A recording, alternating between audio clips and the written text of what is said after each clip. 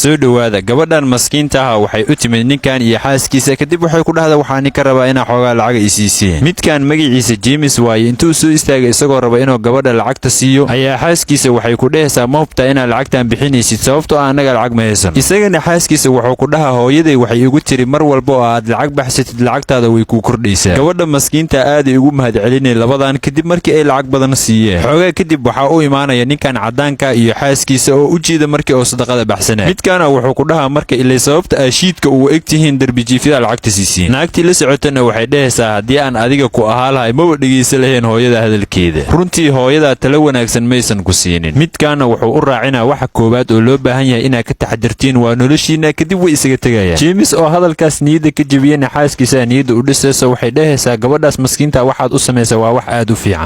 habeenada ka mid ah James isagoo jooga meeshii uu ka shaqaynayay ayaa waxa uu wacaya ninkii booskiisa ahay isna intuu u yimaado wuxuu weydiinaa maxaa dhacay. wuxuu u sheegaa in shirkadda ayaantan ay hoos u dhacayso shaqaalayaasha dhanna lacagtii laga goostay sidaas darteed isagana lacagta laga goosanayo. asna wuxuu dhahaa arrintan aad sheegaysid hadda uma dulqaadan karo. midkan meesha iskale James wuxuu ku dhahaa waa u fasaxan tahay inaad shaqo kala raadsato laakiin haddii aad rabtid inaad meeshan ka shaqayso waa ku qasbanahay inaan arrintan samayno. intaasna wuxuu u raacinaa arrintan keligaa ma kugu dhacayso ee shaqaalayaasha dhan waaye. isla hamiinkaas James isagoo murugaysan ayaa waxaa u imaanaya ninkan kale oo ordaayo. wuxuu ku dhahaa xaaskayga way dhalaysaa isbitaalkay ku jirtaa gaarigaygina shidaalka ka go'ay anigoo wadada maraayo. boorsadeydii ay lacagta igu jirta iyo wixii dhan xafiiskayga uga soo tegay marka waxaan kaa rabaa inaa xoogaa lacag i siiso ma raba inaa ka maqnaado markii cunugayga dhalanayo. James intuu boorsadiisa soo bixiyo wuxuu siinaa wixii uu lacag haystay. isagoo sii baxayo wuxuu ku dhahaa magacaaga maxaa waaye isna wuxuu u sheegaa inuu James yahay. James markii uu gurigiisa tegay isaga iyo xaaskiisa iyagoo TV iska daawanayo ayaa xaaskiisa waxay weydiinay maxaa ka qaldan qof murugaysan oo egtee. wuxuu ugu jawaabaa kuwa shaqada mushaarkayga iga goosteen. xaaskiisa markay hadalkaas ka maqasho waxay dhahaysaa hadda waxay noqonaysaa inaa aniga shaqadeydii ku laabto. laakiin James wuxuu ku dhahaa adiga waa dhali rabtaa 9 biloodaa tahay aniga kaa ballan qaadaya inaa arrintan sida ugu dhaqsiyaha badan ku xalinayo. iyagoo sheekadooda iska wato ayaa hal mar James xaaskiisa waxay dhahaysaa waxaan u malaynaa inaa dhali rabo. kadib labadooda waxay isku diyaarinayaan sida ugu dhaqsiyaha badan inay isbitaalka ku tagaan. markii ay labadooda soo baxeen oo ay isbitaalka yimaadeen James xaaskiisina ay dhalayso ayaa James waxa uu imaanayo naag isbitaalka ka shaqaynaysa waxay ku dhahaysaa waxaan rabaa inaa wax yar kuu sheego marka banaanka u soo bax. markii ay banaanka wada yimaadeen James waxay ku dhahaysaa waxaan ka rabaa inaad waraaqadahan ii saxiixdo. isna markii uu arko lacagta meesha ku qoran inay aad u badan tahay wuxuu weydiinaa sidaan maxaa waaye. waxay ku dhahaysaa idinka isbitaalkeena imaaday marka lacagta iska bixiye.